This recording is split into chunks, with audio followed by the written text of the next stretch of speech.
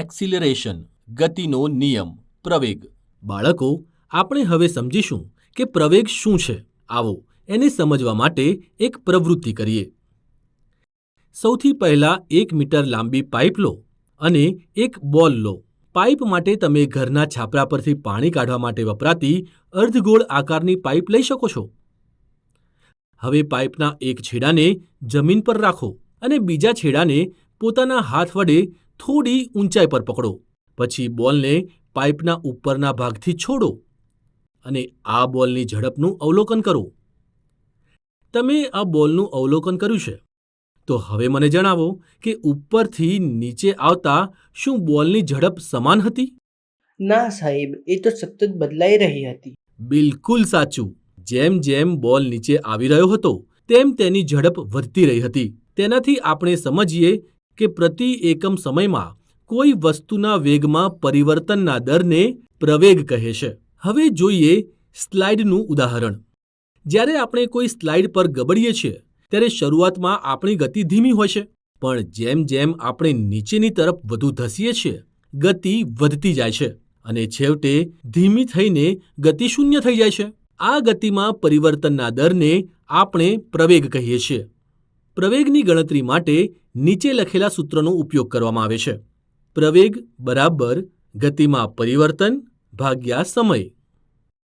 માની લો કે જો પ્રારંભિક વેગ u સમય tની પછી અંતિમ વેગ vમાં બદલાઈ જાય છે, તો પ્રવેગ બરાબર અંતિમ વેગ ઓછા પ્રારંભિક વેગ ભાગ્યા સમય, અર્થાત a બરાબર v માઇનસ u ભાગ્યા t. વેગની ગણતરી માટે આપણે ગતિના વેગને અંતિમ વેગમાંથી બાદ કરવો પડશે અને મેળવેલ વેગને સમયથી ભાગવો પડશે.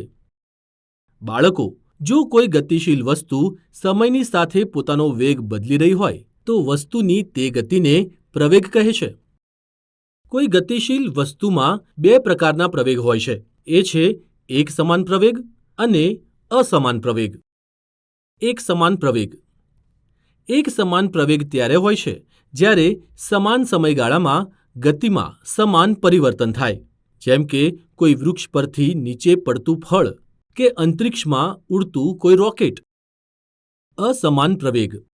સમાન સમયગાળામાં વેગમાં અસમાન પરિવર્તન થતાં અસમાન પ્રવેગ થાય છે, જેમ કે ભીડવાળી જગ્યા પર ગાડી ચલાવવી. તેમાં ગાડીની ગતિને જુદી જુદી જગ્યામાં વધારવી કે ઘટાડવી પડે છે, જેનાથી તેનો પ્રવેગ બદલાઈ જાય છે. સકારાત્મક, નકારાત્મક અને શૂન્ય પ્રવેગ. પ્રવેગના કેટલાક પ્રકાર હોય છે, જેમ કે સકારાત્મક પ્રવેગ, નકારાત્મક પ્રવેગ અને શૂન્ય પ્રવેગ. જો વસ્તુની ગતિ વધી રહી હોય તો તેને સકારાત્મક પ્રવેગ કહેવાય છે, જેમ કે જ્યારે બોલને સ્લાઇડથી છોડવામાં આવે તો તેની ગતિ વધી જાય છે. સકારાત્મક પ્રવેગમાં સમયની સાથે ઢોળાવ પર ગબડતા બોલની ગતિમાં વૃદ્ધિ થાય છે. આનાથી વિપરીત જ્યારે વસ્તુની ગતિ ધીમી થઈ રહી હોય ત્યારે તેને નકારાત્મક પ્રવેગ કહે છે. નકારાત્મક પ્રવેગનો અર્થ છે કે ઉપર ફેંકેલા બોલની ગતિ સમયની સાથે ઓછી થઈ જાય છે.